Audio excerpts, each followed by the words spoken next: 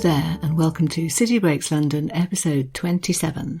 I'm Marion Jones. This is the very last episode in the London series, and quite a different one, something a little bit special, I thought, to finish with. We have been, during the series, I hope you'll agree, all over London, covered, I think, all the big hitters, your Buckingham Palace and your Tower of London, met lots and lots of the most interesting people, the two Samuels, Pepys and Johnson, Queen Victoria, Dick Whittington and his cat, etc., etc. So how, I thought, to end the series? And the idea I've come up with is to create a bucket list for London.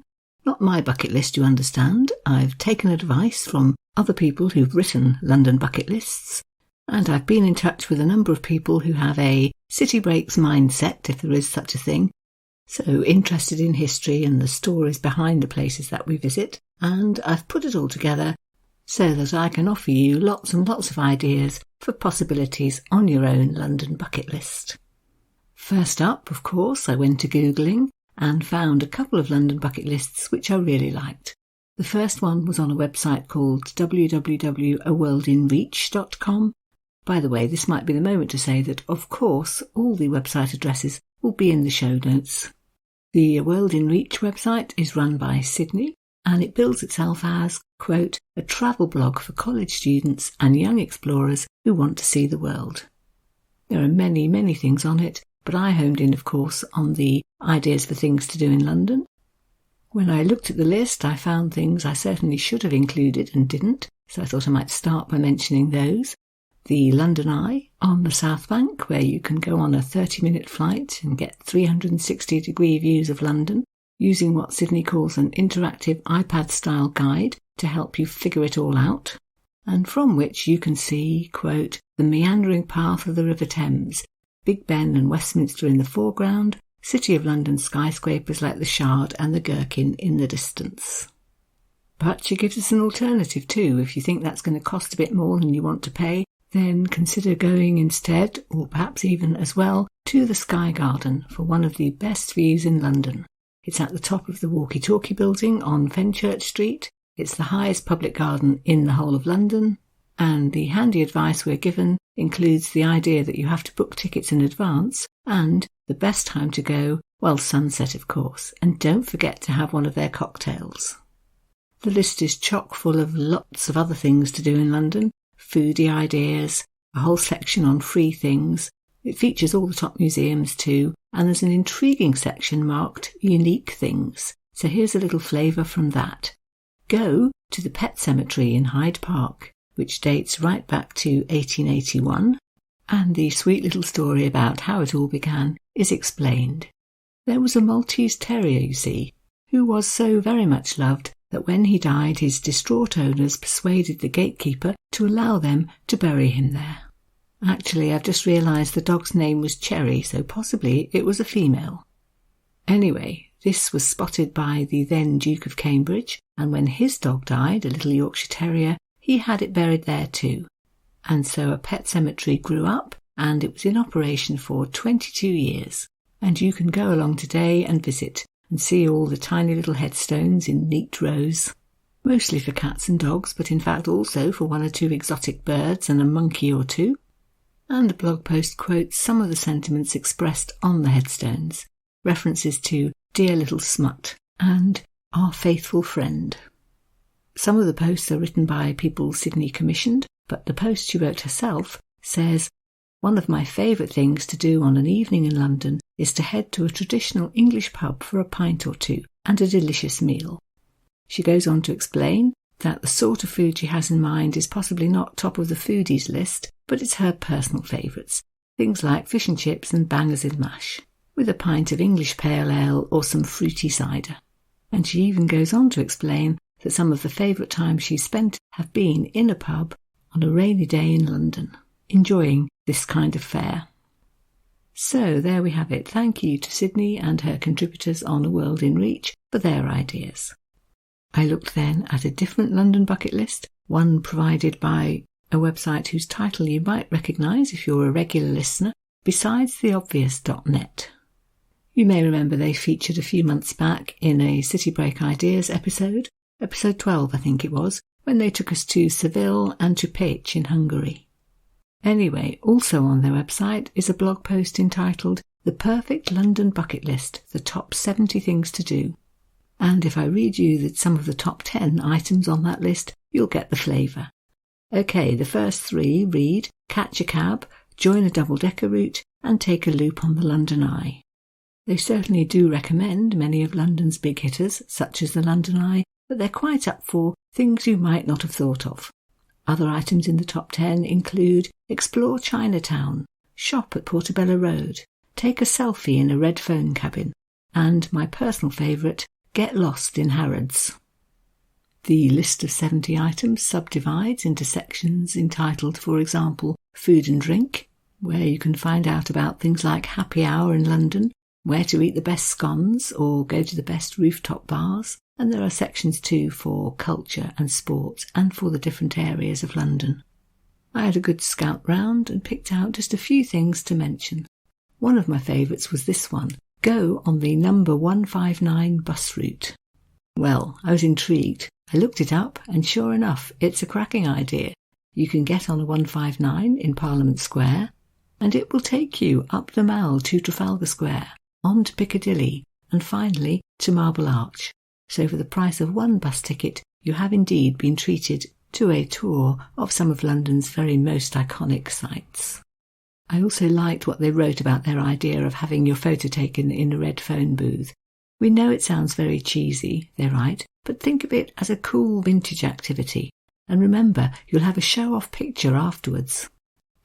I also enjoyed a number of their tips which are, how can I put it, sort of London from a foreigner's perspective perhaps, seeking out the really very English things that you might wish to do. So, particularly for the benefit of foreign listeners, here goes. Have an English breakfast, they say. And if you don't know what that means, an explanation follows. You will get, actually they call it a sunny side up, which I think might be American English. So let's call it a fried egg, as we are here in Blighty. And along with that, you can expect, quote, sausage, fried bacon, a hash brown, baked beans, mushrooms, toasted bread, and a slice of white or black pudding. And of course, they say, you will also get tea or coffee, and as much more hot buttered toast as you can eat. There's a little side comment about the history of all of this, how in centuries past the English country gentry saw breakfast as the most important meal of the day, because you needed lots of calories to fuel all that hunting and shooting and striding about your estate, and how then the idea gradually trickled down the class system until by the 1950s, quote, roughly half of the British population began their day by eating an English breakfast. They do also explain that it's much less popular today, too many calories for modern life really. But then there's the hot tip, look out for the all-day English breakfast, where you can have all of that, but served at a time of day, perhaps lunchtime or early evening, when you want a big meal. Good idea. And their other very English suggestion is to visit Lord's Cricket Ground in St John's Wood, the Cathedral of Cricket, as they refer to it. Again, helpful explanation provided, quote, if you are not English, it is very likely that you don't know anything about cricket. May I just say that you can be very English and still not know anything about cricket, even if you live with several cricket fans. Yes, I do speak from experience. Anyway, they say, look, go on a tour at Lord's and you'll have it all extremely well explained to you, and then you will understand it. I feel obliged to add a note that getting tickets for an actual match is likely to prove more of a problem. But yes, agreed, going on a tour of the ground, great idea. OK then, so much for 2 ready-made bucket lists. Let's move on to other people that I turn to for help. I'm going to bring you a travel blogging couple, 2 historians, and a diarist who runs a website all about London, and tell you what they said when I asked them what they would put on a London bucket list. Something they'd really recommend you're doing, but which perhaps might be something I haven't already featured. And thanks in advance to all of them because they came up trumps. So let's start with Ellie and Stefan, old friends of the podcast, who run the www.berkeleysquarebarbarian.com website. And yes, there are a few spelling dilemmas in that, but remember, the address will be given at the end. And their website is subheaded Musings. It's largely about London, although often also includes bits and pieces about what they get up to at weekends out of the city, and indeed on their time off work when they go on some pretty exotic travel much further afield. For today's purposes, I honed in on the London section, where you can find everything from restaurant reviews, which I think are a bit of a speciality of theirs, information about what's new in London, so upcoming exhibitions and so on, some pretty all-action stuff, such as, for example, open water swimming in Stoke Newington, who knew, and a visit to something called London in the Sky, which turns out to be a really quite unusual opportunity to eat while terrified. So their explanation reads as follows. There are 2 giant mobile cranes 30 metres up, with chairs and tables somehow dangling on a chain from each extended arm. Eek. I think the idea is that you're sent up there and then a meal, brunch in this case, is served for you to enjoy. Check Ellie and Stefan's website if you want to know more about that. When I asked them for their ideas, back came the following as a reply. There are plenty of possibilities. One of the most fun things we've ever done in London was a ride on a London helicopter, a sort of sightseeing tour, I think. Stefan wrote, the tickets now cost over £1,000. I think he means for 2, so it's not really something we'd recommend for everyone, but it really was one of the best things we've ever done. And in fact, I went to Googling and there are cheaper options. I found half-hour helicopter trips over London for, I think it was £149, for example. So yes, it's never going to be cheap, it might be very expensive, but that was the thing that came to mind when I asked them what they would most recommend. However, they went on to say, the Sherlock Holmes escape room experience was much more affordable, it was loads of fun, and of course it's quite a typically London thing to do. So there's a second idea. And then being quite foodie, of course came the suggestion, quote, have a 3-course Michelin star meal with a glass of wine, for £30 per person, or perhaps a little bit less. The trick, says Stefan, is to look for deals. They change all the time, so you've got to just go for it. But they say that in their experience, and they do travel quite a lot, that London is one of the very few cities that actually has any offers like this. And one example they gave of something they really enjoyed was a, quote, lavish tapas platter and 2 drinks for £20 a head. And their final tip reads, don't forget, day out of London ideas. And yes, I think if you're there for any length of time, or you're a visitor on a repeat visit, that certainly is a good idea. Get outside of central London, they say, perhaps even outside of London itself. Maybe look for a hiking or walking activity. Throw in a bit of culture, a lovely village to look round perhaps, somewhere with great architecture, or a castle, and preferably somewhere with good food. Yes, all good ideas. Thank you both. So let's move on to our 2 historians. The first one, Jessica, runs anhistorianabouttown.com and sums it up on the homepage, I think it is, as follows. My areas of interest are royal history, fashion history, UK history, and ballet history. She writes some quite long history posts, I think at least every week. There are shorter posts known as History Bite. And as she says, quote, you will find museum exhibitions, my historic travels, favourite historical figures and events, academic and popular history book recommendations, and more. Again, there's lots and lots on there, but I honed in on the London section, of course.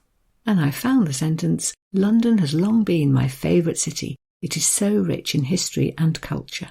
No matter what your budget is, you can plan an incredible day or days. And our historian about town goes on to explain that there are 2 particular areas she always recommends when asked, and so she's written us a few notes on those. And the first one is Covent Garden. You may recall I featured that in episode 11 of the London series, but there are bits and pieces here that I certainly did not think about. Jessica is a trained ballet dancer, she's also a historian, so Covent Garden, combining the 2, has got to have a special place in her heart. Yes, she says, it is quite touristy, but look beyond that at the history. Did you know, for example, that there has been a settlement there for nearly 1,000 years? Did you know where the name came from? Covent Garden originally was Convent Garden. So you can get an idea of the early history of the area just from that. In the 18th and 19th centuries, though, it went downhill rapidly and was known as the Red Light District of London, featuring, as Jessica puts it, countless bawdy houses and prostitutes. And that it helps to explain why still today there are notable theatres in the area, the Theatre Royal Drury Lane, for example, and of course the Royal Opera House. Covent Garden Market has a history too, dating right back to 1828 when the Duke of Bedford had it designed. Today, of course, something for everyone there, and as Jessica points out, you don't have to spend any money to visit. You can always just wander through, although she personally, she says, would always, quote, recommend a cuppa from Whittard's. Of course, you will want to see the Royal Opera House. The third one on that site, the first two burnt down.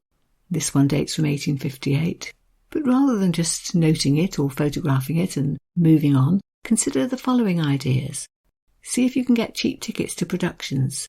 There might be some for as little as £5. I think that's probably the last-minute leftover ones, so yes, that's a really good tip. And also, says Jessica, do the backstage tour if you possibly can, because you'll get to see the theatre, tour the lighting and the props and costume areas, maybe even see the Royal Ballet or the Royal Opera in rehearsal. Connected to the Royal Opera House, a 5-minute walk away in fact, at 118 Long Acre, you will see one of those blue English heritage plaques, put up in memory of Dame Margot Fontaine, so that's a must certainly for ballet fans. Perhaps you remember her or have seen film of her wonderful dancing, often partnered by Rudolf Nureyev. I think those two must have been the 20th century's most famous ballet partnership.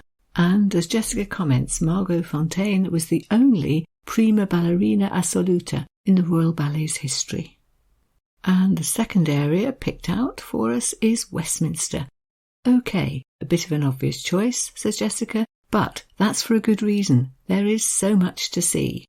She seems to be a bit so-so about the idea of doing a tour of Westminster Abbey. Yes, definitely to recommend, she says, but it can be very crowded. However, don't miss out on going into the Parliament buildings. Take a tour and you will get to visit Westminster Hall. That's the oldest existing part of the palace. Absolutely steeped in history. You may remember that from the episodes I did on Westminster earlier in the series. But just as a reminder, this hall has seen the coronation feasts of medieval English kings. It's the place where Charles I was tried and sentenced to death.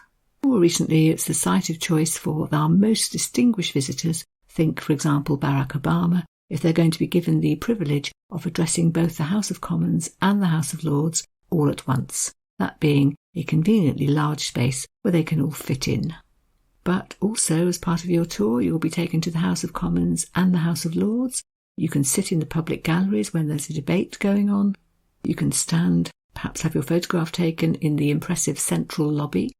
If you've ever seen reports from Parliament on British television, you will certainly have seen that on camera. And even then you're not finished, because you should go out across the street from the House of Lords and find the Jewel Tower. That's jewel as in precious stone rather than as in sword fight, because it was originally built to store the most precious jewels in the kingdom. They, of course, now being a bit more safely tucked away at the Tower of London. Built in the 14th century, it's one of the 3 surviving parts of the original Palace of Westminster, and it's full of intriguing things to look at. You can, for example, see the signed confession of Guy Fawkes, who, after torture, admitted that he had tried to blow up the Houses of Parliament. Actually, it's gorier than that.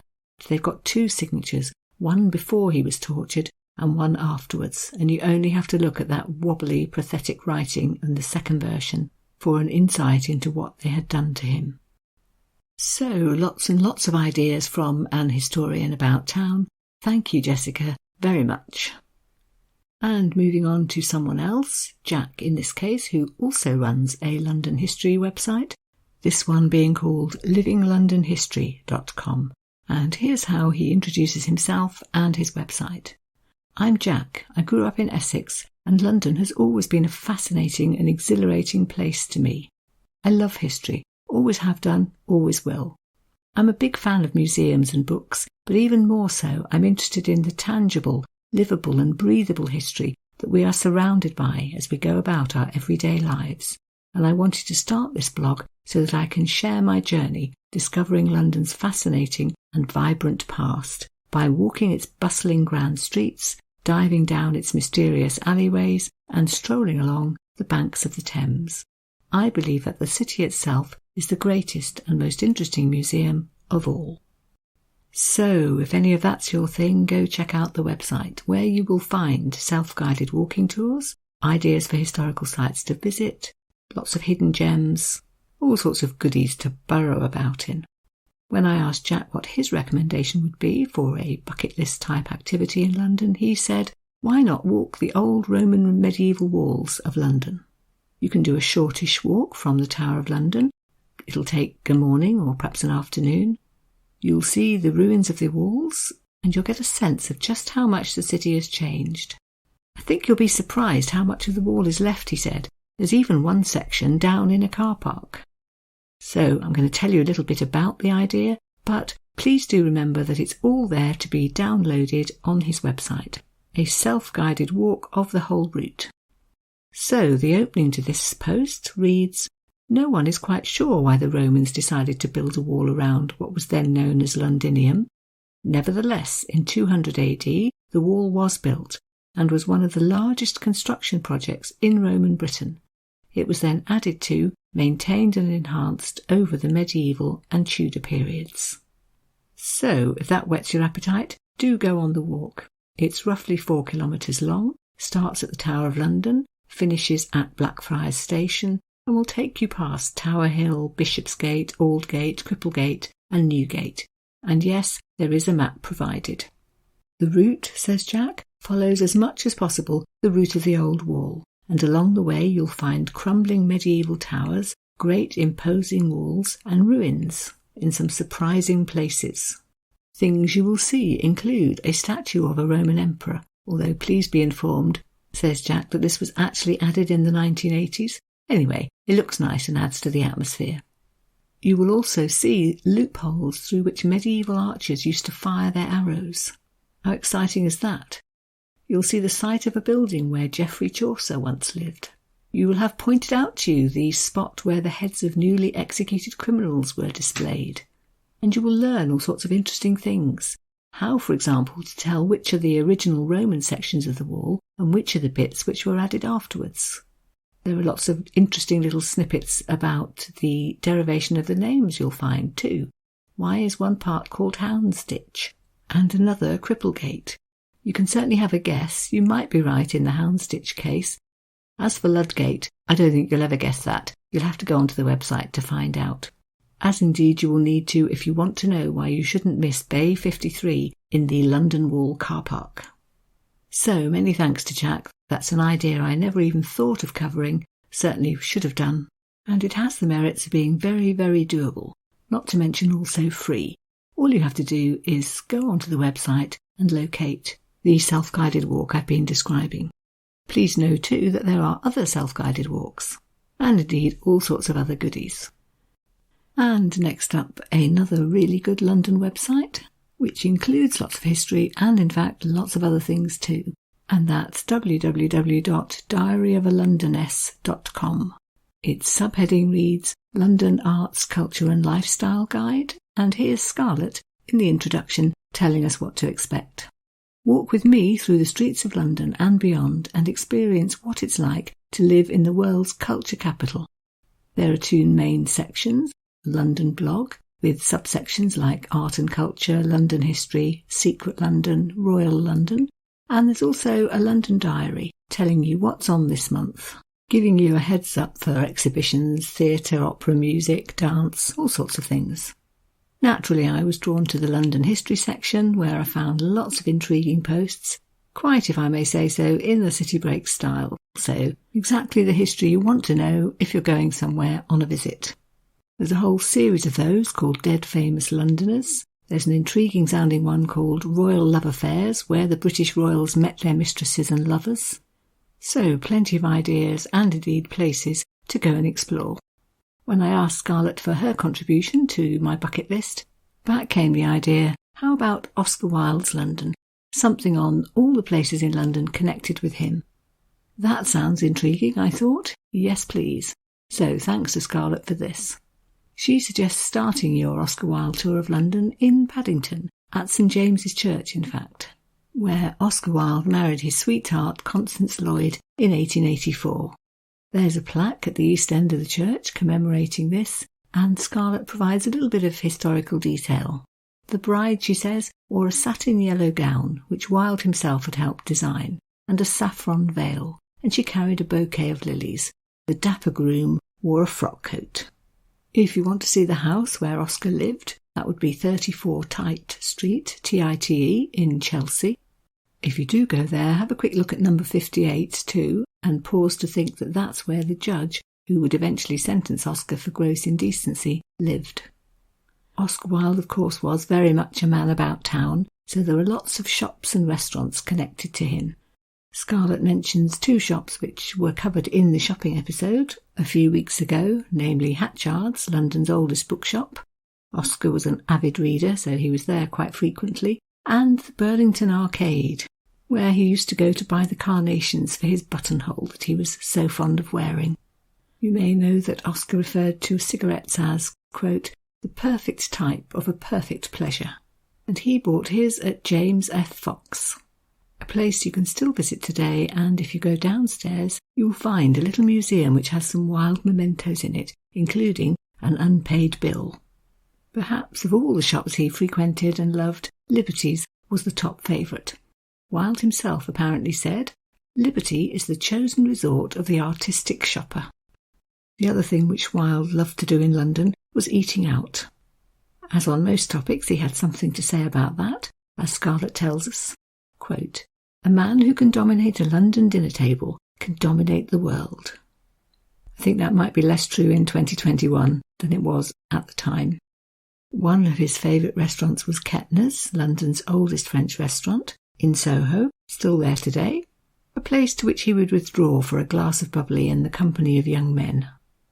He was also a fan of the Café Royal on Piccadilly. That's where he first met Lord Alfred Douglas, the most famous of his lovers, not least because it was that affair that led to Wilde's eventual downfall.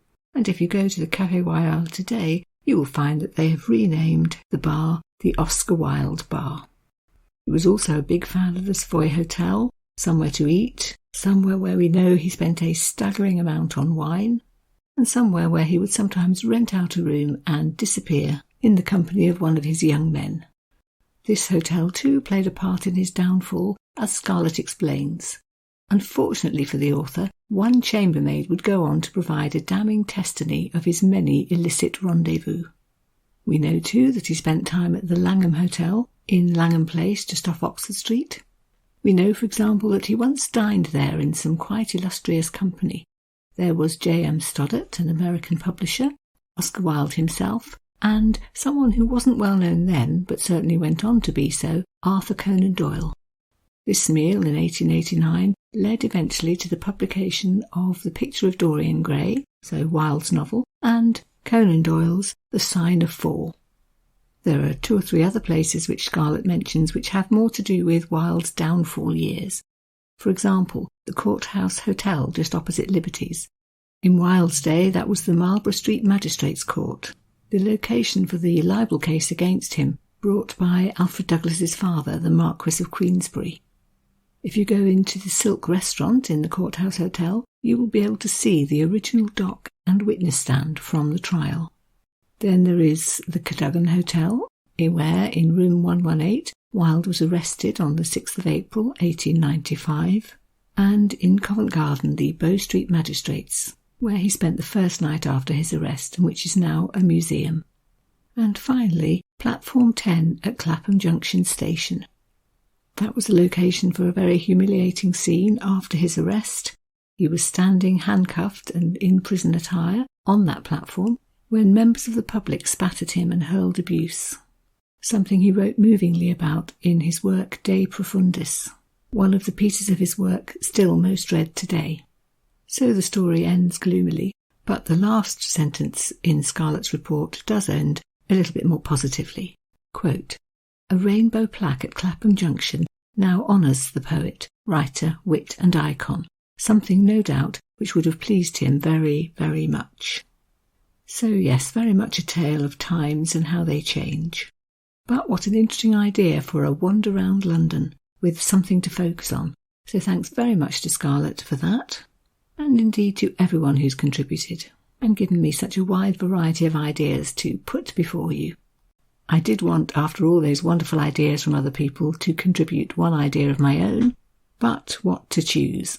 I wanted it to be something I haven't done yet, something which I'd really like to do, and the more I thought about it, the more I kept coming back to the idea of having afternoon tea at Fortnum & Mason's. I do really fancy that. And of course, as with so many other good visiting ideas, a little bit of research up front will make it more enjoyable.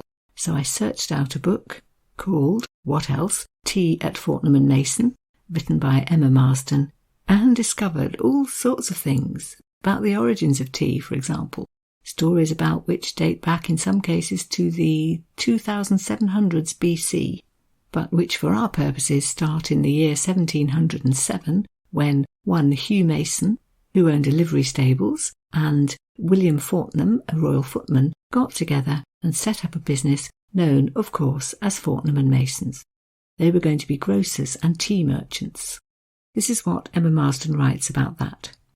Tea was the commodity on which the two young men built their dreams and grew their business, and they were fortunate in that William Fortnum had family connections with the East India Company, so ready access to those leaves which were soon to become the national drink. A century and a half later, as Emma Marsden goes on to explain, quote, "During the long and illustrious reign of Queen Victoria, the company received the first of its many royal warrants. On the 30th of August 1867, the company was appointed grocers and tea dealers to her son, Prince Albert, HRH, the Duke of Edinburgh. Today, the world-famous store continues to hold a royal warrant for the Queen, for grocers and provisions merchants, and as tea merchants and grocers to the Prince of Wales. It's certainly not just in inverted commas shop, though, because Fortnum & Mason employ their own tea blenders, who produce many different varieties from, quote, aromatic teas such as Earl Grey and Lapsang Souchong, strong teas like the rich and malty Assam and the invigorating breakfast blend, or light and delicate ones such as Ceylon Orange Pekoe. And so, of course, with all that in its history, it's no surprise that Fortnum & Mason has become one of the places in London to take afternoon tea. Again, Emma Marsden's book is quite helpful on that. Quote, "We have Anna, 7th Duchess of Bedford, 1788 to 1861, to thank for the ritual of afternoon tea, for it was she who created this delightful break in the day." And Emma Marsden goes on to explain then that this lady was one of Queen Victoria's ladies-in-waiting who found the gap between the substantial breakfast which was served at the palace and the great dinner in the evening quite difficult to fill, given that only a very light lunch was served. So she hit on the idea of asking one of the servants to bring her tea and cakes in the afternoon. She enjoyed this very much, kept doing it, other people copied the idea, and before long, quote, "it is thought to have spread quickly through the grand houses surrounding St. James's Palace, and also to Fortnum & Mason's Piccadilly store." There's a wonderful paragraph after that listing all the accoutrements you will need to serve afternoon tea properly. A teapot, of course, but also a separate metal pot, so you can top up with more boiling water, a milk jug, of course, but also a bowl of lemon slices, individual strainers, holders to put them on, china cups and saucers to drink it out of, silver teaspoons, at least in the Duchess of Bedford's day, also a china bowl for tea dregs, another china bowl plus sugar tongs for sugar cubes, butter dishes, a bowl for the clotted cream, a separate bowl for the jam, napkins, side plates, small dainty knives and forks. So all of that gives you a little bit of a flavour of the occasion, as does indeed the menu. We are told that there are 4 parts to your afternoon tea if properly served, and they are, quote, extraordinary tea, fresh-baked cakes, still-warm scones, and an array of freshly prepared sandwiches. And let me tell you, they are not any old sandwiches. They are finger sandwiches. And if you're thinking, I don't know, ham, cheese, egg, yes, you are correct, but this is how the menu puts it. Suffolk cured ham with piccalilli, leg bar blue hen's egg mayonnaise with watercress, and cucumber with mint cream cheese. As for the scones, plain and fruit, of course, served with Fortnum & Mason strawberry preserve, and, or possibly I'm not sure, lemon curd and clotted cream. And then, too, a range of delicious patisserie inspired, quote, by seasonal ingredients, each one honed to perfection over time by our chefs. I'm envisaging one of those 3-tiered silver things where you have the sandwiches on the bottom and the scones in the middle and the cakes up top. I noticed too that you can buy a book called Time for Tea, which is billed as an entertaining guide to tea and a collection of recipes from Fortnum & Mason. There's a section on how there are different versions of the tea. You can have a savoury version or a high tea version. And my absolute favourite part, a section entitled The Etiquette of Tea at Home. Accepting, I suppose, that not everybody's going to be at Fortnum & Mason's every day for all of this, so if you want to reproduce it at home, there are 5 golden rules that you really must stick to. And let me read you all 5 titles, because they are great. How to hold the cup, stirring a cup of tea, how to eat a scone, crust or no crust, and when to take your tea. On, for example, stirring a cup of tea, it says, it is best to move the spoon gently back and forth from front to back, rather than round and round, and to avoid clinking the side of the cup. But actually there is a little hint here and there that they don't take themselves too ridiculously seriously, because I'll just read the section then labelled How to Hold the Cup. Hold the handle between your thumb and fingers, rather than curling your fingers through the handle. Don't extend a little finger unless auditioning for the part of Mrs. Bennet in Pride and Prejudice. So there we go, that's my idea, which I'm going to leave on my own personal bucket list until achieved. I perhaps ought to add that there are, of course, other afternoon tea options available in London. And a very enjoyable one I did go on once to celebrate my daughter's graduation from London University was afternoon tea on a riverboat, past all the sights and to the accompaniment of a little jazz band in the corner, and yes, we did get the 3-layered silver contraption, without which no afternoon tea seems to me to be complete. Anyway, that is it for today's episode. It's also it for the London series. I've got some plans for the next few episodes, which are slightly different from anything I've done before. I keep thinking that even though we've got, for example, 19 episodes on Florence, I have not done with Florence, and so I'm going to have a little phase of supplementary episodes on some of the cities that I've covered. They will be on aspects that I didn't get to first time round, and they're going to be quite different from the episodes to date because they're going to consist of interviews. So, as a for instance, on Florence, I've got lined up an episode with somebody from the Florence Tourist Office who's going to explain to us a little bit more about all the Dante memorabilia, monuments, places of interest, etc. in the city, and a second one with somebody from a tour company who runs tours of historical interest outside of the city. So again, taking us to places that I never got to. So I hope you'll listen out for some of those. And then, in the fullness of time, somewhere in the autumn, I'll be starting the new City Break series, which is going to be on that beautiful, gorgeous, lovely city of Edinburgh, in which I have just spent a very enjoyable week-long research trip. And then I'm hoping, with fingers and everything else crossed, that after that I'll be able to venture outside Britain for the series after that. The once-a-month City Break ideas are going to continue too. That's actually on the cards for next week.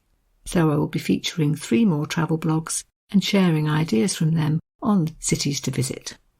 Enough. I have talked for long enough, and you have been very patient. I do hope you've enjoyed it. Thank you very much for joining me today, and I hope to have the pleasure of your company again in the not too distant future. Goodbye.